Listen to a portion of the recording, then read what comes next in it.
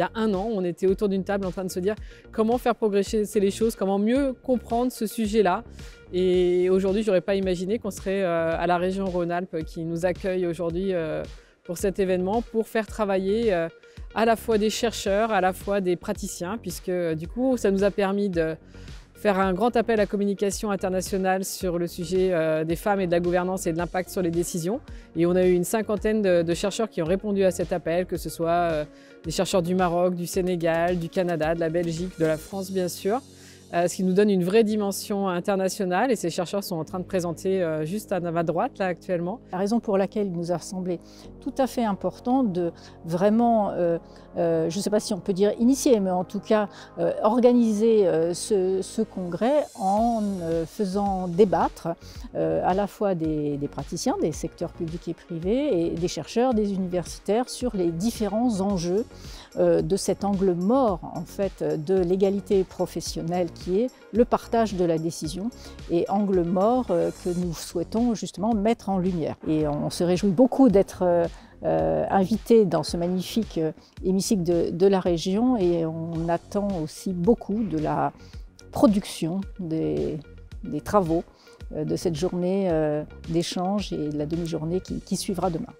Ce congrès mondial sur la gouvernance est né d'une très belle rencontre avec Marie-Christine Chalus-Sovanin et Nathalie Pils.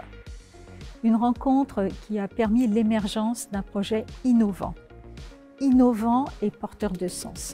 Je tiens à saluer leur courage et leur esprit d'engagement afin de créer cet événement. Nous avons tous besoin de données sur la gouvernance inclusive. Ce congrès va en fournir. Et c'est à nous, après, à voir comment nous pouvons les utiliser, ces données, toutes ces informations recueillies au cours de ces 2 jours, pour faire progresser l'égalité professionnelle et la gouvernance inclusive dans nos organisations. En tant que doctorante, donc, je trouve que c'est quand même une très belle opportunité de pouvoir participer à ce type d'événements et encore plus de pouvoir les organiser. La plupart du temps, c'est des choses qui sont assez fermées ou qui ne sont pas nécessairement ouvertes sur l'extérieur, notamment quand on est jeune ou quand on est étudiant. Et de pouvoir l'organiser, on se rend compte de tout le travail qu'il peut y avoir derrière. Ça nous permet de pouvoir rencontrer les intervenants, comprendre un peu les enjeux et les aboutissants qu'on veut donner à ce type d'événement. Et je dirais que dans une carrière de doctorant, dans le parcours de la thèse, ça nous permet également de pouvoir avoir d'autres compétences, de pouvoir développer des compétences en termes de logistique, en termes d'événementiel et également en termes de relationnel. Donc je trouve que c'est une belle opportunité d'avoir pu participer à cette conférence. Concernant la conférence d'aujourd'hui, je pense que c'est mieux d'avoir le mixte parce que c'est une question d'avoir l'efficacité dans les entreprises, mais aussi c'est une question d'avoir la richesse ou la diversité dans les entreprises. J'ai le plaisir de participer à ces 2 journées sur les femmes et la gouvernance. Et nous avons démarré avec un sujet fort passionnant ce matin et qui me tient particulièrement à cœur. En effet, nous avons parlé de la position de la femme dans l'investissement.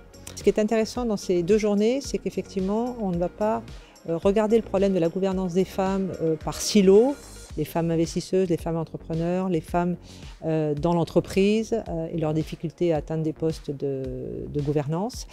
On va regarder l'ensemble et en fait c'est un tout.